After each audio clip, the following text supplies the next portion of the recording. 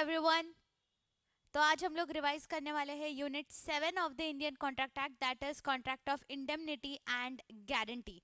Now अगर मैं indemnity को बोलूं कि होता क्या है, तो इंडेमनिटी का मीनिंग इज नुकसान की भरपाई करके देना। Simple, to make good the loss, that is what you mean by indemnity. फिर ये कॉन्ट्रैक्ट ऑफ इंडेमनिटी क्या होता है, तो let's read. A contract by which one party promises to save the other from the loss caused to him by the conduct of the promisor himself or by the conduct of any other person। Simple सी बात है, ये contract एक ऐसा contract है जहाँ पे एक पर्सन दूसरे पर्सन को बोल रहा है कि अगर तुझे कोई भी नुकसान होता है तो इस नुकसान की भरपाई मैं करके दूंगा। अगर ये नुकसान फिर मेरे खुद के वजह से भी क्यों ना हुआ हो या फिर किसी थर्ड पार्टी के वजह से भी क्यों ना हुआ हो, खुद के वजह से by the conduct of promisor himself और by the conduct of any other person, मतलब ही थर्ड पार्टी के वजह से भी नुकसान हुआ हो तो भी। तो देखो, इसका एक एग्जाम्पल उन्होंने दिया है which is very good example. Mr. X contracts with the government to return to India after completing his studies at the University of Cambridge and to serve for a period of 5 years with the government। देखो, contract क्या हुआ था कि government उसकी mister x की पढ़ाई के पैसे जो है वो पे करेगी, और मिस्टर एक्स जो है वो पढ़ाई पूरी करने के बाद 5 साल के लिए गवर्नमेंट के साथ काम करेगा। अब मिस्टर एक्स जो है वो इंडिया आया ही नहीं, तो इन दिस केस गवर्नमेंट को नुकसान हुआ। तो इन दिस केस नाउ अब उसको इस नुकसान की भरपाई करके देनी होगी, मतलब ही यहाँ पे he will have to reimburse the government if he fails to come back to India। Now this is called as the contract of indemnity। अब तुम बोलोगे मैम लेकिन ऐसा ही कुछ हमने इंश्योरेंस वाले कॉन्ट्रैक्ट्स में भी पढ़ा था, जहाँ पे आपने हमको बोला था कि there is an element of contingency. अगर नुकसान हुआ तो इस नुकसान की भरपाई करके देने का वादा उसमें भी होता था, बराबर है। तो ये कंटेंजेंट कॉन्ट्रैक्ट जो है ये कॉन्ट्रैक्ट ऑफ इंडेमनिटी का ही एक बच्चा है, इसीलिए कंटेंजेंट कॉन्ट्रैक्ट में ये इंडेमनिटी वाला फीचर भी है। बट कॉन्ट्रैक्ट ऑफ इंडेमनिटी का स्कोप जो है वो इनसे काफ़ी वाइड है, तो इसीलिए कॉन्ट्रैक्ट ऑफ इंडेमनिटी को अलग से डिफाइन किया गया है। फिर कॉन्ट्रैक्ट ऑफ इंडेमनिटी में अब प्रोमिसर एंड प्रोमिसी ये कंसेप्ट नहीं रहा। अब जो नुकसान की भरपाई करके देने का प्रॉमिस कर रहा है, वादा कर रहा है, that person is called as an indemnifier. And जो जिसके नुकसान की भरपाई करके दी जाने वाली है, तो उसको बोला जाता है इंडेमनिटी होल्डर या फिर इंडेमनीफाइड पर्सन।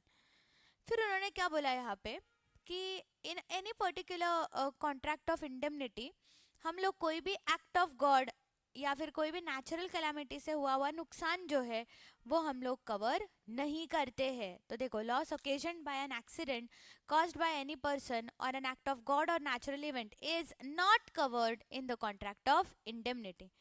फिर उन्होंने बोला कि आप एक कॉन्ट्रैक्ट ऑफ इंडेमनिटी में एंटर कैसे कर सकते हो, तो इधर this contract can be expressed और इट कैन बी इम्प्लाइड। फिर उन्होंने ये बोला कि अगर इंडेमनिटी होल्डर के बारे में बात करें, मतलब ही कौन, जिसके पास ये नुकसान की भरपाई करके देने का वादा जिसने किया है और जिसको किया है, तो ये जिसको किया है that person is the indemnity holder. फिर इस इंडेमनिटी होल्डर के पास क्या क्या राइट्स है, तो the rights of an indemnity holder when sued. तो नंबर 1, तो ये राइट्स किसके अगेंस्ट है, तो the rights are against the indemnifier. क्या क्या राइट्स है, अगर उसको इंडेमनिटी होल्डर ने अगर कुछ भी सूट फाइल करना पड़ गया, तो इस सूट फाइल करने के लिए उसको जितना भी खर्चा लगा है, all the cost that he had to bone और he had to bear for filing the suit, तो ये सारी कॉस्ट की रिकवरी ये इंडेमनिटी होल्डर करा सकता है। नंबर 2, उसको कॉन्ट्रैक्ट में जितना भी डैमेज हुआ, अगर सपोज लेट्स से इंडेमनिटी होल्डर ने कोई सूट फाइल किया और उसमें उसको कुछ पे करना पड़ गया, तो in that case all the damages that he has been compelled to pay, इसकी वसूली वो इंडेमनीफायर से कर सकता है। नंबर 3, अगर यहाँ पे सूट का कॉम्प्रोमाइज हो रहा है, मतलब ही क्या, अब सूट बंद हो रहा है और सूट बंद होते टाइम पे अगर कुछ भी सम्स इंडेमनिटी होल्डर को पे करने पड़े, तो ये सम्स की भी भरपाई वो इंडेमनीफायर से करवा सकता है। These are the 3 rights available with the indemnity holder. फिर बात यह आती है लेकिन कि फिर इंडेमनीफायर की लायबिलिटी कमेंस कब होती है, तो जब लॉस होता है तब लायबिलिटी आती है। क्यों? क्योंकि ये कॉन्ट्रैक्ट कैसा है, to make good the loss, caused by the promisor himself or by the conduct of any other person to make good the loss. तो loss हो तो ही तो indemnity होगी, नहीं तो indemnity होगी क्या? नहीं. तो therefore the liability of indemnifier commences once the loss has occurred. बस that's it. That's all you have related to the contract of indemnity. Next आते हैं हम लोग कॉन्ट्रैक्ट ऑफ गारंटी पे. अब कॉन्ट्रैक्ट ऑफ गारंटी एक बड़ा सिंपल सा कॉन्ट्रैक्ट है जिसमें तीन पार्टीज मिनिमम इन्वॉल्व होती है. तीन पार्टीज मिनिमम इन्वॉल्व होती है. एक प्रिंसिपल डेटर, एक क्रेडिटर और एक होता है श्योरिटी. देखो अभी यहाँ पे एग्जाम्पल देखो. गोल्डी जो है तो गोल्डी ने 5 करोड़ का लोन लिया है फ्रॉम सोना बैंक. गोल्डी ने 5 करोड़ का लोन लिया है फ्रॉम सोना बैंक. अब सोना बैंक ने गोल्डी को बोला कि हे गोल्डी, अगर तू कल जाके ये 5 करोड़ रीपे नहीं करता है तो who will repay this amount. तो हमको एक श्योरिटी, एक गारंटर लेके आ जो गारंटी देगा कि तू पेमेंट करेगा. तो इसीलिए गोल्डी ने गारंटर करके लाया सोनाली को. अब देखो सोनाली क्या बोल रही है. सोनाली बोल रही है कि हे बैंक, हे सोना बैंक, गोल्डी जरूर ईएमआई पे करेगा and if Goldie does not pay I will pay. तो यहाँ पे गारंटी किसने ली? गोल्डी की, सोनाली ने ली. उसने अश्योरेंस दिया कि अगर गोल्डी पे नहीं करता है तो मैं पे कर दूंगी. तो इसीलिए हम लोग यहाँ पे सोनाली को बुलाएंगे surety. So in any contract of guarantee there are 3 important main parties. एक डेटर, एक क्रेडिटर और एक होता है श्योरिटी. फिर कॉन्ट्रैक्ट ऑफ गारंटी के हिसाब से डेटर एंड क्रेडिटर के बीच में कॉन्ट्रैक्ट है क्योंकि ये डेटर ने उधारी ली है. क्रेडिटर और श्योरिटी के बीच में कॉन्ट्रैक्ट है, सेकेंडरी कॉन्ट्रैक्ट जिसको हम लोग बोलते हैं, जहाँ पे श्योरिटी और क्रेडिटर, श्योरिटी ने अश्योरेंस दिया है टू द क्रेडिटर. और थर्ड होता है एक implied contract which takes place between the surety and the principal debtor. क्या है ये इम्प्लाइड कॉन्ट्रैक्ट? कि अगर श्योरिटी को पैसा पे करना पड़ गया तो श्योरिटी ये पैसे का रीइंबर्समेंट प्रिंसिपल डेटर से मांग सकता है. तो देखो मैंने तुमको सिंपल सी चीज बोली. Contract number 1 between creditor debtor, contract number 2 between creditor surety and contract number 3 between surety and the debtor. तो यहाँ पे एक ही बड़े सारे कॉन्ट्रैक्ट में आते हैं 3 डिफरेंट कॉन्ट्रैक्ट. इसीलिए कॉन्ट्रैक्ट ऑफ गारंटी को बोला जाता है एक ट्राईपार्टाइट अग्रीमेंट. क्या बोला जाता है उसको? एक tripartite agreement. Why tripartite agreement? क्योंकि इसमें 3 पार्टीज है और 3 पार्टीज के आपस में अपने आप में भी 3 कॉन्ट्रैक्ट्स है, इसीलिए it is called as a tripartite agreement और ट्राईपार्टाइट कॉन्ट्रैक्ट. फिर उन्होंने बोला कि what are the essential features of a contract of guarantee. तो सबसे पहले कॉन्ट्रैक्ट ऑफ गारंटी का पर्पस क्या रहता है? जैसे यहाँ पे सोनाली का पर्पस क्या था, उसने क्या किया? उसने एक सिक्योरिटी दी, एक अश्योरेंस दिया कि गोल्डी जरूर डेट का पेमेंट करेगा and if he does not pay then I will pay. तो मतलब the purpose of any contract of guarantee is to secure the payment of a particular debt. Debt मतलब ही लोन. नंबर 2, कंसिडरेशन के बारे में बात हो रही है. फिर अभी ये कॉन्ट्रैक्ट बोलता क्या है कि consideration between principal debtor and creditor is mandatory. कभी भी in a contract of guarantee debtor और क्रेडिटर के बीच में कंसिडरेशन होना इंपॉर्टेंट है. जैसे अपने केस में गोल्डी अगर 5 करोड़ का लोन ले रहा है तो वो बोल भी रहा है कि मैं ईएमआई पे करूंगा, which is the consideration. EMI मतलब प्रिंसिपल प्लस इंटरेस्ट. तो वही उन्होंने यहाँ पे भी बोला कि in any contract of guarantee, in any contract of guarantee the consideration is necessary between the debtor and the creditor. Surety और क्रेडिटर और श्योरिटी और डेटर के बीच में कंसिडरेशन नहीं भी हो तो भी कॉन्ट्रैक्ट की वैलिडिटी पे उसका फर्क नहीं पड़ता है. क्या बोल रही हो, समझ में आया तुमको? नेक्स्ट उन्होंने क्या बोला? They are talking about the competency of the parties. तो देखो यहाँ पे वो क्या बोल रहे हैं कि अगर principal debtor is incompetent to enter into the contract तो कोई टेंशन नहीं है. Who will pay? Surety will pay. इसीलिए in a contract of guarantee the competency of the principal debtor is not important. The competency of the creditor and the competency of the surety is what is important. Next आता है point number 3 which talks about existence of a liability. Meaning क्या? एक liability existence में होनी चाहिए and इस liability को पे करने का पर्पस होना चाहिए, तभी हम बोलेंगे that it is enforceable by law. Point number 4 आता है कि अगर ये गारंटी जो है वो श्योरिटी से मिस रिप्रेजेंटेशन करके या कंसीलमेंट करके कुछ झूठ बोल के फ्रॉड करके अगर ली है तो ये गारंटी है इनवैलिड, ये contract of guarantee in that case will be invalid. फिर उन्होंने बोला राइटिंग इज नॉट नेसेसरी, मतलब भी contract of guarantee can be oral or it can be written, but it is not mandatory that the contract needs to be in the written format. And last point is joining of other co-sureties. Co-surety मतलब क्या होता है, जैसे इस class के owner मैं और Shubham sir है, तो मतलब वी बोथ आर को ओनर्स ऑफ दिस क्लास, तो वैसे को श्योरिटी मतलब, तो सपोज लेट्स से गोल्डी और सोना बैंक और सोनाली के इस लोन में सोनाली ने बोला कि मेरे साथ मोनाली भी जुड़ जाएगी और हम दोनों मिलके इस 5 करोड़ के लोन के रीपेमेंट की गारंटी लेते हैं, तो फिर Sonali Monali in this case कौन हुए, को श्योरिटीज। ठीक है, फिर बात यह है कि अगर सोनाली बोलती है कि जब तक मोनाली ज्वाइन नहीं करती एज अ को श्योरिटी तब तक मैं भी एज अ श्योरिटी ज्वाइन नहीं होंगी, फिर ऐसे केस में उन्होंने बोला है कि अगर ऐसे केस में अगर तुमने सोनाली को एज अ श्योरिटी डाल दिया before Monali joins the contract, तो this contract of guarantee is invalid. क्या बोल रहे हो, समझ में आ रहा है?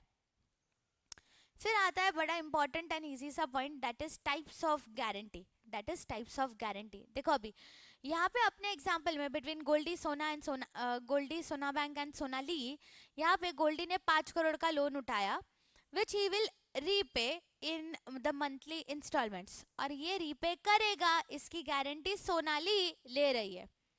अब गोल्डी ने और एक लोन लिया है एचडीएफसी बैंक से, उसमें कहीं पे भी सोनाली ने गारंटी नहीं दी है, सोनाली ने यहाँ पे स्पेसिफिकली सोना बैंक से लिए हुए लोन के अगेंस्ट गारंटी दी है। ऐसी गारंटी को बोला जाता है specific guarantee. A guarantee which is given for a specific transaction और a single debt is called as a specific guarantee. Next उन्होंने बोला कंटिन्यूइंग गारंटी। अब कंटिन्यूइंग गारंटी मतलब क्या, तो ऐसी कोई guarantee which extends to a series of transaction, एक कोई गारंटी नहीं, यहाँ पे सीरीज ऑफ ट्रांजैक्शन है, उसको हम लोग क्या बोलते हैं फिर, कंटिन्यूइंग गारंटी। जैसे फॉर एग्जाम्पल तुमको पता है अभी कि प्रसाद सर को चाय पीने की इतनी आदत है कि उनका चाय के बिना होता ही नहीं है, महीने में वो दिन दिन भर में 4-4 5-5 कप चाय पी जाते हैं यूं ही।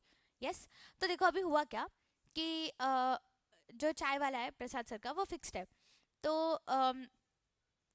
मयूर सर जो है being Prasad sir bestest friend BFFs for ever, तो मयूर सर जो है उन्होंने चाय वाले को जाके बोला कि हे चाय वाला, प्रसाद सर जो है वो कितना भी चाय पिए, अगर वो महीने के आखिर में वो पेमेंट नहीं करते तो मैं कर दूंगा। क्या बोल रहे हो, समझ में आ रहा है क्या? अगर महीने के आखिर में प्रसाद सर से पैसा नहीं आता है तो मैं पे कर दूंगा, ऐसे कौन बोल रहा है, मयूर सर। तो फिर in our case Prasad sir in this case is the debtor, chai wala is the creditor and Mayur sir is the surety. लेकिन प्रसाद सर क्या एक ही बार चाय पीने वाले हैं क्या, नहीं, वो महीनों महीने दिन भर 4-4 5-5 4-4 5-5 ऐसे कर करके बहुत चाय पीने वाले हैं। सो यहाँ पे the guarantee that Mayur sir has given extends not to just a specific transaction but to a series of transactions. तो वही उन्होंने बोला कि ऐसी गारंटी को बोला जाता है एक continuing guarantee. Next is nature and extent of the surety's liability. तो what is the nature and extent of liability? तो सिंपल है, डेटर की जितनी लाइबिलिटी उतनी लाइबिलिटी श्योरिटी की। अगर डेटर की लाइबिलिटी 5 करोड़ की, श्योरिटी की भी 5 करोड़ की, डेटर की लाइबिलिटी 2 करोड़ की, श्योरिटी की भी 2 करोड़ की। मतलब ही क्या, unless otherwise agreed, the liability of the surety and the liability of the debtor is co-extensive। मतलब क्या, सेम सेम। नेक्स्ट उन्होंने क्या बोला कि as per law the liability of the surety is of the secondary nature and the liability of the principal debtor is that of the primary nature। मतलब primarily कोई भी date repay करने के लिए कौन रिस्पॉन्सिबल है, डेटर खुद। Secondary liability किसकी आती है, श्योरिटी की। नेक्स्ट उन्होंने क्या बोला कि अगर कुछ ऐसी घटना हो जाती है जिसके वजह से डेटर खुद ही अगर रिलीज हो जाता है, जैसे कि डॉक्यूमेंट में डिफेक्ट है जिसके वजह से डेटर खुद ही रिलीज हो गया, तो श्योरिटी भी रिलीज हो जाएगा। पॉइंट नंबर 4 ये बोलता है कि इवन दो लॉ ने ये बोला है कि प्राइमरी लाइबिलिटी डेटर की है और वो नहीं पे करता है तो क्रेडिट तो फिर श्योरिटी की आती है, बट क्रेडिटर के साइड से लॉ ने कोई भी प्रोविजन नहीं बनाया। मतलब ही क्या, तो क्रेडिटर को अगर पैसे मांगने हैं तो क्रेडिटर पैसे डायरेक्टली श्योरिटी से भी मांग सकता है या फिर डेटर से भी मांग सकता है। मतलब ही क्या, the creditor has a choice to decide कि उसको किससे पैसा मांगना है, unless otherwise provided in the agreement. फिर आते हैं इस पर्टिकुलर यूनिट के दो इंपॉर्टेंट पॉइंट्स, एक डिस्चार्ज ऑफ श्योरिटी और एक है राइट्स ऑफ अ श्योरिटी। तो डिस्चार्ज ऑफ श्योरिटी कर लेते हैं। डिस्चार्ज ऑफ श्योरिटी मतलब क्या, कि ऐसे कुछ चीजें हो जाना जिससे कि इस कॉन्ट्रैक्ट ऑफ गारंटी में से श्योरिटी डिस्चार्ज हो जाए, हट जाए, अब श्योरिटी लायबल नहीं होगा, ऐसी सिचुएशन आ जाए। So there are three total points in which a discharge of a surety takes place. Number one, by revocation of the contract of guarantee. Number two, by invalidation of the contract of guarantee. And number three, by the conduct of the creditor. Number three क्या है, by the conduct of the creditor. तो देखो इसमें उन्होंने क्या बोला, by revocation of a contract of guarantee से start करते हैं। तो देखो point number one talks about revocation of continuing guarantee by notice. तो देखो हुआ यूं कि मयूर सर के बर्थडे पे प्रसाद सर ने मयूर सर के लिए कोई गिफ्ट नहीं लाया, जिसके वजह से दोनों के बीच में बहुत बड़ा झगड़ा हुआ। अब ये झगड़ा इतना बड़ा हो गया कि मयूर सर गए चाय वाले के पास और उन्होंने चाय वाले को जाके लिख के बोल दिया कि हे चाय वाले, आज के दिन के बाद प्रसाद सर आपसे जितना भी चाय पियेंगे उसके लिए मैं लायबल नहीं हूँ। तो यहाँ पे क्या हो जाएगा फिर, once Mayur sir goes and tells to the chai wala that for the future transactions he will not be liable, then and there the surety is discharged as to the future transactions. But जो कि past transactions है जिसमें he was a surety, इस past transactions के लिए वो liable होगा, future transactions की liability हो जाएगी खत्म। नेक्स्ट बोलते हैं revocation of continuing guarantee bye a sureties death. Sureties death, तो कुछ ऐसा अगर हो जाता है इन द कंटिन्यूइंग गारंटी कि अपना श्योरिटी जो है उसकी डेथ हो जाती है, तो in that case as for the future transactions surety हो जाता है discharge. But for the transactions that have already been incurred, इसके लिए श्योरिटी की प्रॉपर्टी लायबल होगी, श्योरिटी की प्रॉपर्टी लायबल होगी। नंबर 3 आता है बाय नोवेशन। नोवेशन हम ऑलरेडी पढ़ चुके हैं। नोवेशन मतलब क्या, कॉन्ट्रैक्ट के पार्टीज चेंज हो जाना या फिर कॉन्ट्रैक्ट के टर्म्स चेंज हो जाना, इसको हम लोग बोलते हैं नोवेशन, जिसमें ओल्ड कॉन्ट्रैक्ट हो जाता है आपका डिस्चार्ज और उसके बदले में आ जाता है आपका नया कॉन्ट्रैक्ट। तो फिर अगर इन एनी पर्टिकुलर केस अगर पार्टीज या टर्म्स चेंज हो गए और ये अगर एक कॉन्ट्रैक्ट ऑफ गारंटी है, तो इस कॉन्ट्रैक्ट ऑफ गारंटी में अब ओल्ड कॉन्ट्रैक्ट हो जाएगा डिस्चार्ज, जिसकी वजह से हो जाएगा ओल्ड श्योरिटी भी डिस्चार्ज, और फिर आएगा न्यू कॉन्ट्रैक्ट इनटू एग्जिस्टेंस। तो उन्होंने वही बोला कि अगर कॉन्ट्रैक्ट का नोवेशन होता है तो in case of novation the old contract gets discharge, therefore the surety also gets automatically discharged. ठीक है।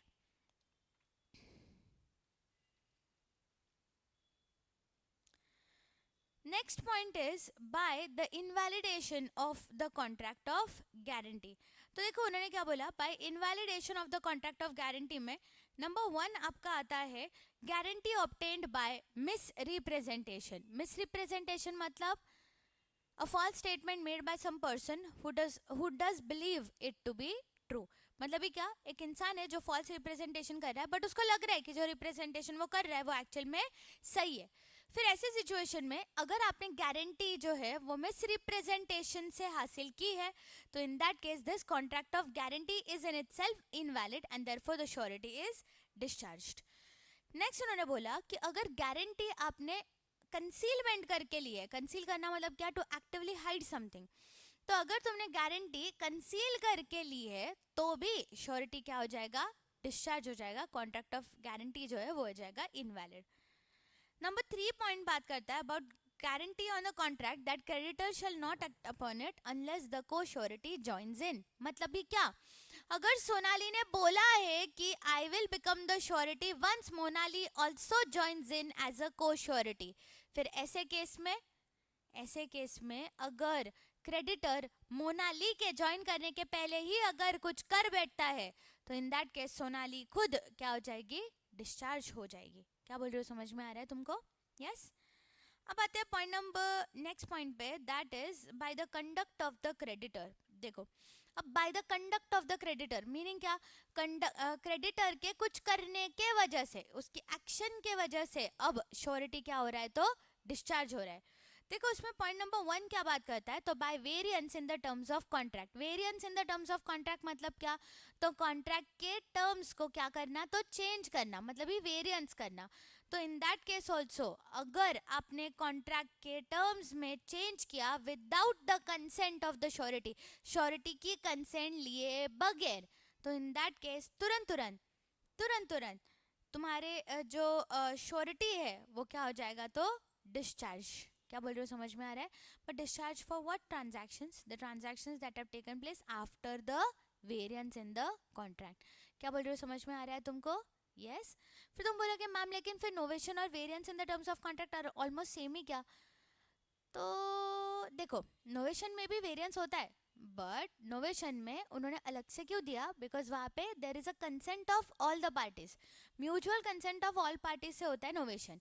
बट यहाँ पे वेरिएंस में उन्होंने क्या बात हाईलाइट की, that the variance has been done without the surety's consent, मतलब इस सारे पार्टीज का कंसेंट था क्या, नहीं।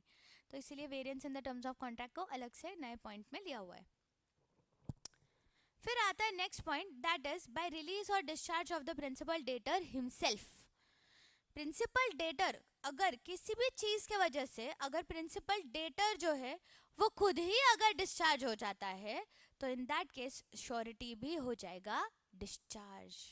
देखो जैसे फॉर एग्जांपल हमारे घर पे, नए घर पे होम थिएटर बन रहा था, तो शुभम सर ने बोला जो एक इंटीरियर मैम जो है शीतल मैम, तो शीतल मैम जो है उन्होंने शुभम सर ने शीतल मैम को बोला कि घर पे होम थिएटर बनाना है। शीतल मैम बोले कि I don't have expertise in this field, but Sakshi ma'am जो है वो इसमें अच्छा काम कर लेंगे। तो साक्षी मैम की गारंटी मैं लेती हूँ, आई टेक अश्योरेंस कि साक्षी मैम जरूर अच्छा काम करेगी। शुभम सर ने बोला ओके ओके डन डन, मैं अभी साक्षी मैम को ही काम देता हूँ, बट प्रोजेक्टर मैं खुद खरीद के लाके दूंगा। हम सब ने बोला ओके ओके वैसे चलेगा, नो प्रॉब्लम। अब देखो, एक महीना हो गया, अब तक शुभम सर ने प्रोजेक्टर लाया ही नहीं है, तो प्रोजेक्टर के बिना होम थिएटर हो सकता है क्या? नहीं। तो शुभम सर ने अगर प्रोजेक्टर लाके ही नहीं दिया तो साक्षी मैम काम कर ही नहीं पाएंगे, एंड देयरफॉर ऐसे केस में जो श्योरिटी है वो हो जाता है डिस्चार्ज। क्या बोल रहे हो, समझ में आ रहा है? फिर उन्होंने बोला next point, that is he enters into a fresh और new contract with the principal debtor. तो देखो, सपोज ऐसे ए ने बी से लैंड खरीदी उधार पे, ए ने बी से लैंड खरीदी उधार पे, और उधार पे जब उसने लैंड खरीदी तो उसने बोला कि ये लैंड अगर मैं 5 करोड़ में खरीद रहा हूँ तो 5 करोड़ में आपको कैश पे कर दूंगा। See in this case was acting as a surety. अब suppose let's say due date पे ए बी को बोलता है कि मैं तुझे कैश नहीं दूंगा, मैं तुझे कैश नहीं दूंगा, बट मैं तुझे एक लैंड दे दूंगा। तो इसके वजह से क्या होने वाला है, ये लैंड देने की वजह से भी सामने वाला इंसान तो डिस्चार्ज हो ही रहा है, उसको तो मिल ही गया कुछ ना कुछ for which is worth some value in the market. तो फिर इन दैट केस क्या हो जाएगा, तो ये कॉन्ट्रैक्ट में डेटर जो है वो डिस्चार्ज हो जाएगा। डेटर डिस्चार्ज तो श्योरिटी भी डिस्चार्ज हो जाएगा। इधर तक क्या बोला, समझ में आया? देखो अभी नेक्स्ट पॉइंट आता है, discharge of a surety when the creditor compounds with, gives time to और agrees not to sue the principal debtor. देखो सबसे पहले तो लिख लो कंपाउंड्स विद मतलब क्या, तो मिक्स कॉम्पोजिशन विद।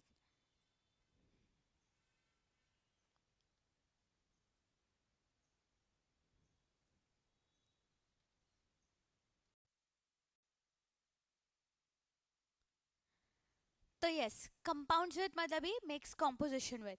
तो देखो अभी कॉम्पोजिशन में उन्होंने क्या बोला कि कॉम्पोजिशन मतलब essentially variance in the terms of contract.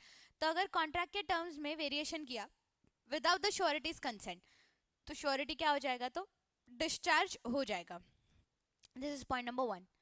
अब तुम बोलोगे लेकिन फिर मैम ये तो ऑलमोस्ट सेम ही है, लेकिन वही सेम तो यहाँ पे दिया भी है, composition inevitably involves variation in the original contract and therefore the surety is discharge.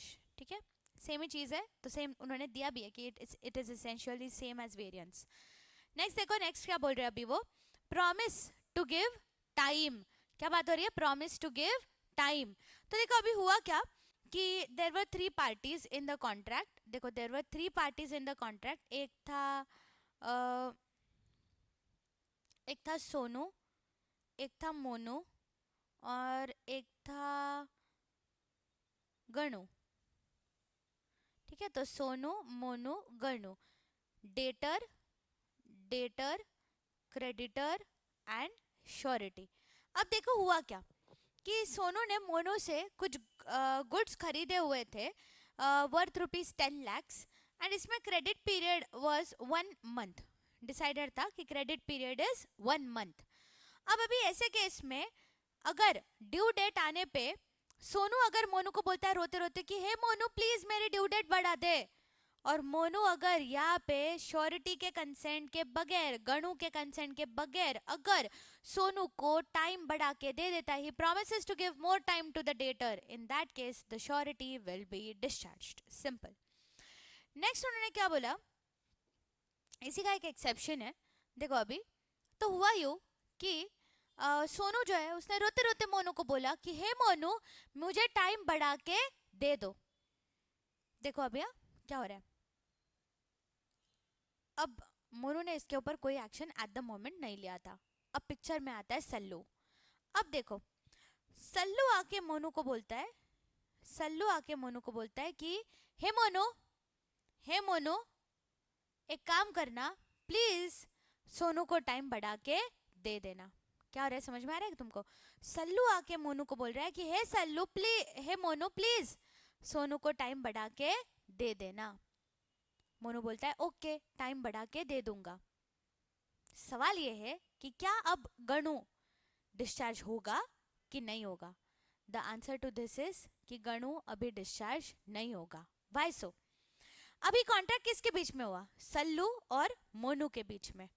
अब ये जो है this is contract number 2. Contract number 1 is the contract of guarantee जिसमें सोनू मोनू गणु है. और contract number 2 is between Monu and Sallu, जिसमें कि अगर बात हुई है कि सोनू को टाइम बढ़ा के देना है और जिसके लिए मोनू ने हाँ भी बोला है.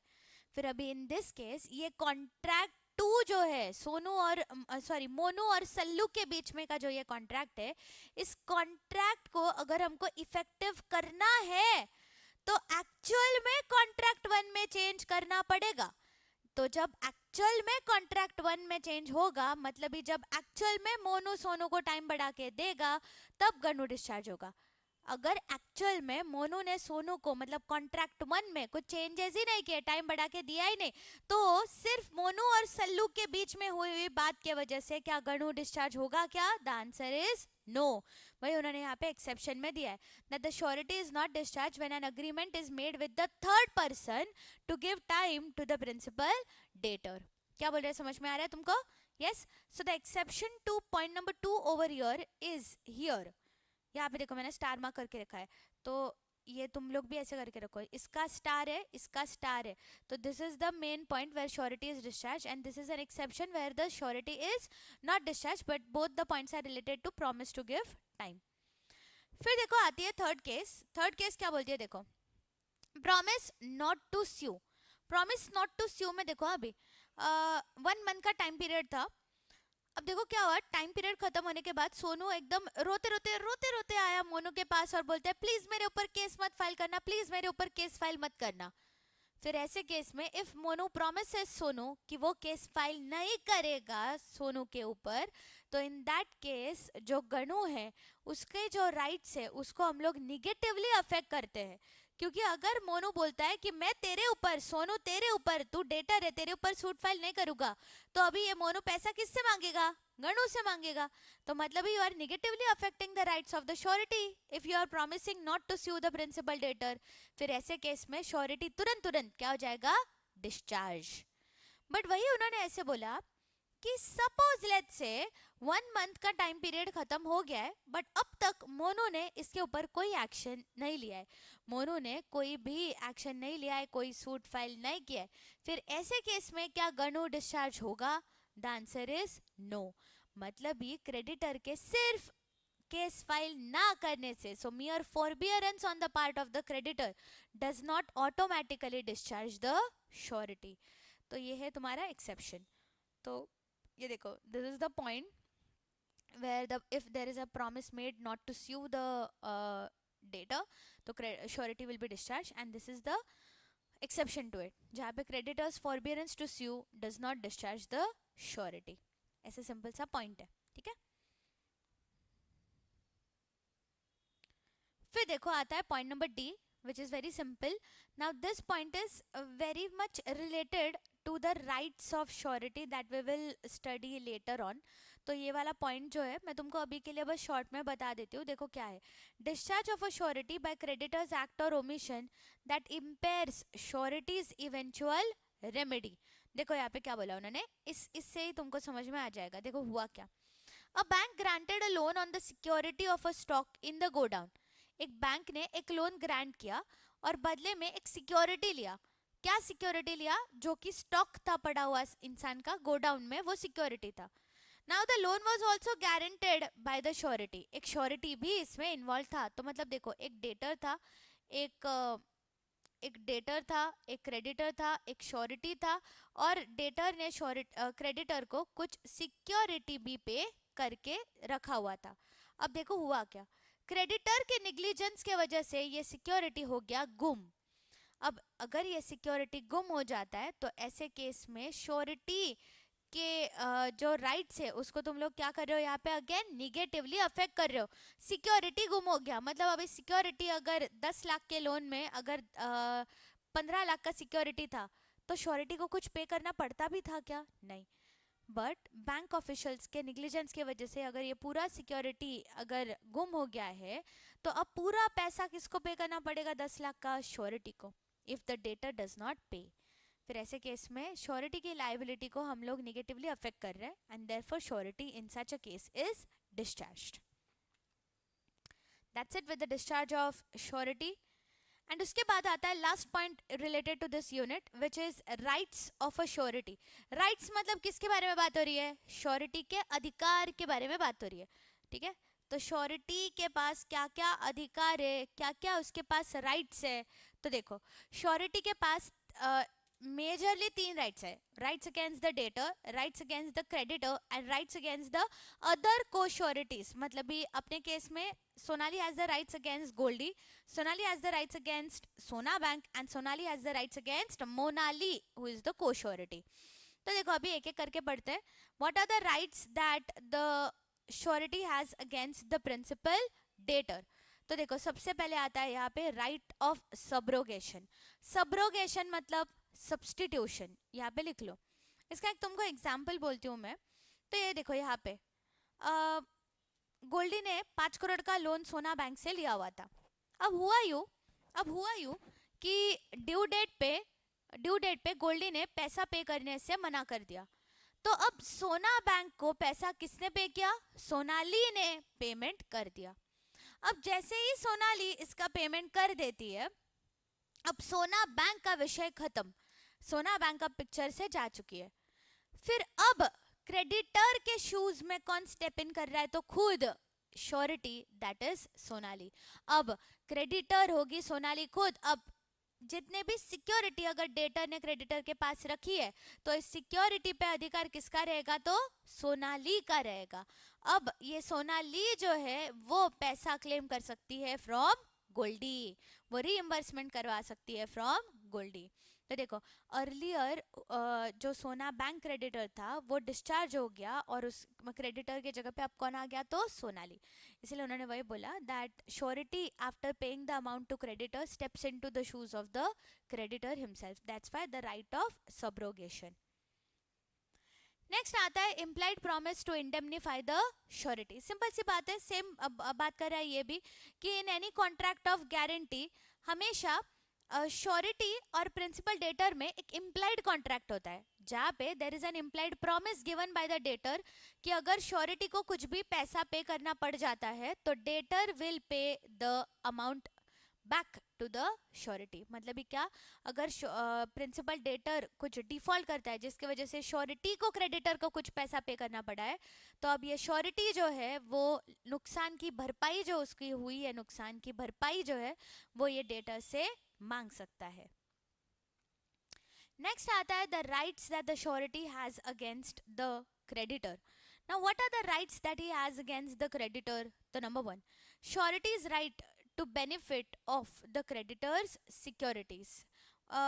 जितने भी क्रेडिटर के पास सिक्योरिटी है, जितनी भी सिक्योरिटी क्रेडिटर के पास है, उस सिक्योरिटी से बेनिफिट लेने का अधिकार किसके पास है? तो श्योरिटी के पास है। जैसे फॉर एग्जाम्पल, सपोज लेट्स से गोल्डी ने 5 करोड़ का लोन जो है वो सोना बैंक से लिया हुआ था। अब गोल्डी ने 2 करोड़ वर्थ का सोना जो है वो भी उसका सोना बैंक में एज अ सिक्योरिटी पड़ा हुआ था अगेंस्ट दिस पर्टिकुलर लोन। फिर ऐसे केस में the surety has the right कि वो क्रेडिटर को बोल सकता है, कि if I am paying the amount to you, अगर सोनाली क्रेडिटर को पैसा पे कर देती है, सोना बैंक का पैसा पे कर देती है, तो अब ये सिक्योरिटी जो कि क्रेडिटर सोना बैंक के पास था, अब ये सिक्योरिटी का बेनिफिट कौन लेगा? तो श्योरिटी लेगा। अब सोनाली जो है वो इस गोल्ड की मालकिन होगी जब तक डेटर सोनाली का पैसा पे नहीं करता है, तब तक। वही देखो यहाँ पे दिया है, a surety is entitled to benefit of every security which the creditor has against the principal debtor at the time when the contract of suretyship is entered into, whether the surety knows of its existence or does not know. The surety is discharged to the extent of the value of security. क्या क्या बोला देखो, कि अगर security देके रखा हुआ है तो श्योरिटी ये तक बोल सकता है कि जितने अमाउंट का सिक्योरिटी है उतना माइनस करके बचा हुआ मैं पे करूंगा। मतलब इस सोनाली ये भी बोल सकती है कि 5 करोड़ के लोन में से 2 करोड़ का सोना माइनस कर लो और बचा हुआ 3 करोड़ ही मैं पे करूंगी। क्या बोल रही हूँ, समझ में आ रहा है? फिर आता है next point which is right to set off. Right to set off देखो अभी क्या बोलता है, एकदम सिंपल सा है, इस एग्जांपल से ही पढ़ लेते हैं। देखो, x took a loan of 50,000 from y which was guaranteed by z. Now there was another contract between x and y in which y had to pay 10,000 rupees to x. देखो x और y के बीच में एक loan agreement हुआ जहाँ पे x जो है उसने 50,000 y से उधार पे लिए, बट एक कॉन्ट्रैक्ट हुआ था जहाँ पे y ने 10,000 रुपए x से उधार पे लिए हैं। तो इन दिस केस जो श्योरिटी है z, उसके पास अधिकार है कि वो ये बोल सकता है कि इन दोनों को क्या कर लो, तुम लोग सेट ऑफ कर लो। मतलब ये क्या, 50,000 माइनस 10,000, तो अब x कितना पे करेगा? 40,000। इसको मराठी में एक वर्ड भी है, इसको मराठी में बोलते हैं साटं लोटं करून घ्यायचं। मतलब ये क्या, जब तुम फ्रेंड्स में भी अगर जाते हो तो ऐसा नहीं होता है कि एक दिन तुमने मैगी खाई कैफे में, तो तुमने और तुम्हारे फ्रेंड ने दोनों ने मिलके 100 रुपए की मैगी एक दिन खा ली, तो दूसरे दिन तुम वापस से गए, अब उस दिन पे तुमने सपोज आई से अगेन, तो तुम और तुम्हारा फ्रेंड दोनों ने मिलके तुम गए कैफे में, तुमने 100 रुपए की मैगी खाई and the whole amount was paid by you. अब दूसरे दिन तुम लोग गए और तुमने कोल्ड कॉफ़ी पी 50 रुपए की, वापस से अब इधर पैसा किसने पे किया? तो तुम्हारे फ्रेंड ने पे किया। तो अब तुम फ्रेंड को क्या बोलते हो कि देखो कल मैंने 100 पे किया था, आज तूने 50 पे किया, तो एक काम कर दे, कल का 50 जो है वो तू मुझे रिटर्न दे दे, सिर्फ उतना ही तू मुझे रिटर्न दे। तू मुझे 100 देगा, मैं तुझे 50 दूंगा, ऐसे होता है कि नहीं बहुत बार। तो उसी को यहाँ पे उन्होंने बोला है right to set off. Next आता है point number C, that is right to share the reduction. Right to share the reduction में वो क्या बोल रहे हैं देखो, अगर ऐसी कोई चीज हो जाती है जहाँ पे प्रिंसिपल डेटर जो है वो हो जाता है इंसॉल्वेंट, और उसकी प्रॉपर्टी में से कुछ पैसा अगर रिकवर हो सकता है, तो उतना पैसा डेटर की प्रॉपर्टी से रिकवर किया जाएगा और बचा हुआ जो है वही श्योरिटी पे करेगा।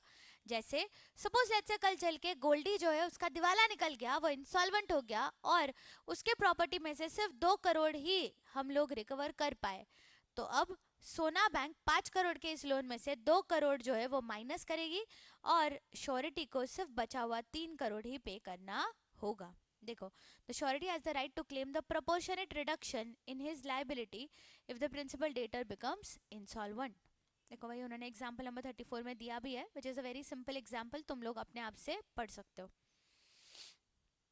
फिर आता है third right, that is rights against the co sureties. को श्योरिटीज मतलब तुमको ऑलरेडी पता है कि गोल्डी ने सोना बैंक से 5 करोड़ का लोन लिया और श्योरिटी देने के लिए दो लोग हैं, सोनाली भी मोनाली भी, तो both Sonali Monali in this case are co sureties.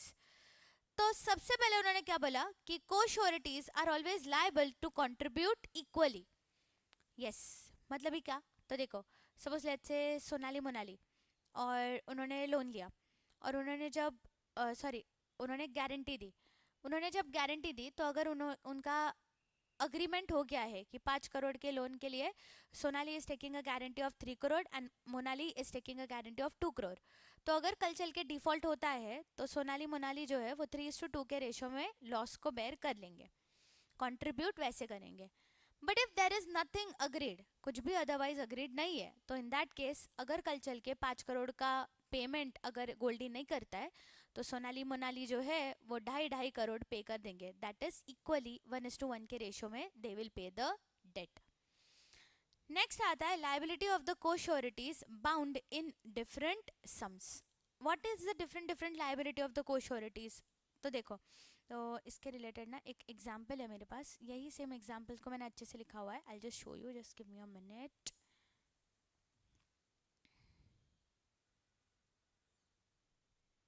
ये देखो तुम लोग यहाँ पे देखो, सपोज लेट्स से there is nothing given in the contract कि रेशो क्या होगा जिसमें लॉस को बेयर किया जाएगा, बट गारंटी लिमिट जो है वो सेट था, जहाँ पे ए बी और सी ने बोला था दैट ए ने बोला मैं 1 लाख पे करूंगा की गारंटी लेता हूँ, बी बोल रहा है मैं 2 लाख की, और सी बोल रहा है मैं 3 लाख की गारंटी लेता हूँ। अब देखो हुआ क्या है, ई जो है उसने ई द डेटर उसने 3 लाख रुपीज जो है वो उधार पे लिए है फ्रॉम द क्रेडिटर डी। इस पर्टिकुलर लोन में ए बी एंड सी तीनों भी को श्योरिटीज है। डिफॉल्ट हुआ 3 लाख का, तो कौन कितना पे करेगा, ए बी सी तीनों भी 1 लाख 1 लाख 1 लाख पे करेंगे। सिंपल है, रेशो दिया नहीं है तो कंट्रीब्यूट इक्वली किया जाएगा। समझ में आ रहा है तुमको, रेशो देना अलग, गारंटी लिमिट सेट करना अलग। गारंटी लिमिट अगर दिया है तो तुम लोग गारंटी लिमिट के रेशो में इसको डिवाइड नहीं करोगे, नहीं तो समझ में आया 3 लाख का डिफॉल्ट किया तो तुमने 1:2:3 के रेशो में उसको डिवाइड किया, प्लीज ऐसे मत करना, ठीक है। अभी क्या बोला समझ में आया तुमको, देखो फिर इसमें केस नंबर 2 देखो, मैंने थोड़ा और बढ़ाया। डिफॉल्ट हुआ 4 लाख रुपीज का, गारंटी लिमिट सेट था, ए का 1 लाख, बी का 2 लाख, सी का 4 लाख। फिर ऐसे केस में कौन कितना पे करेगा, तो देखो ऐसे केस में अगर डिफॉल्ट होता है तो सबसे पहले तुम इस 4 लाख को क्या करोगे, डिवाइड बाय 3 करोगे, तो हर एक की लाइबिलिटी कितनी आती है, 1,33,333, ऐसी सबकी लाइबिलिटी आती है। तो देखो अभी ए ने पर बोल के रखा हुआ है कि मेरी गारंटी लिमिट तो सेट है, आई विल पे ओनली 1 लाख रुपीज, तो ए कितना पे करेगा, 1 लाख रुपीज। देखो बी अपना अपना हिस्सा तो ले ही रहे, 1,33,333 एंड 1,33,333, बट अभी ए का जो डेफिशिएंसी है ऑफ 33,333 वो कौन बेयर करेगा, बी एंड सी बेयर करेंगे। कैसे बेयर करेंगे, इक्वली बेयर करेंगे, तो मतलब 16,000 प्लस 16,000 ये वो भी पे करेंगे, तो बचा इतना। तो therefore A's liability will be 1 lakh, B की 1.5 लाख एंड सी की भी 1.5 लैक्स। समझ आया। वैसे होता है अनदर कैलकुलेशन, देखो यहाँ पे भी देखो क्या हुआ अभी, ई द डेटर ने डी द क्रेडिटर से लोन लिया और उसमें 7 लाख रुपए का डिफॉल्ट किया। A B C were the cosureties and this was the amount that was guaranteed. देखो गारंटी लिमिट क्या था, 1 लाख, 2 लाख, 4 लाख। तो अभी how much will be paid by these sureties, तो देखो कैसे करोगे आप, 7 लाख डिवाइडेड बाय 3, तो 2,33,333। तो ऐसे केस में ए की लाइबिलिटी कितनी, 1 लाख, बी की लाइबिलिटी कितनी, तो 2 लाख, बी की लाइबिलिटी कितनी तो 2 लाख रुपीज। अब देखो 2,33,333 आता है पर हेड, बट ए की गारंटी लिमिट सेट थी तो इसलिए वो 1 लाख पे कर रहा है, बी भी 2 लाख पे कर रहा है, तो सी जो है वो कितना पे करेगा, 2,33,333 तो करेगा ही, ए की डेफिशिएंसी जितनी है 1,33,333 वो भी पे करेगा, और सी की जितनी थी बी की जितनी थी 33,333 वो भी पे करेगा, तो C in totality will pay full 4 lakh rupees. तो 1 लाख, 2 लाख, 4 लाख ऐसे पेमेंट किया जाएगा। अब ये जो मैंने तुमको बताया, this is the long shot method. अगर तुमको सिंप्लीफाई करना है तो कर सकते हो। देखो सिंपल है एकदम, 7 लाख का डिफॉल्ट हुआ, गारंटी लिमिट सेट है तो माइनस कर लो ना, ए का 1 लाख माइनस, बी का 2 लाख माइनस। अब बचा जितना उतना पूरा का पूरा कौन पे करेगा, तो सी पे करेगा। सिंपल है, ठीक है। You can decide whichever way you want to solve it, but that's how the sum, that is what the concept is about. सिर्फ एक चीज़ याद रखना कि रेशो और गारंटी लिमिट सेट करना दोनों अलग चीज़ें हैं, तो अकॉर्डिंगली वैसे गलती मत करना कैलकुलेशन में, ठीक है। बस that's it, that's all related to rights of co sureties. That's it. If you have any other doubts, you can let me know or comment in on the video that I'm going to upload on the YouTube. Chalo, bye bye.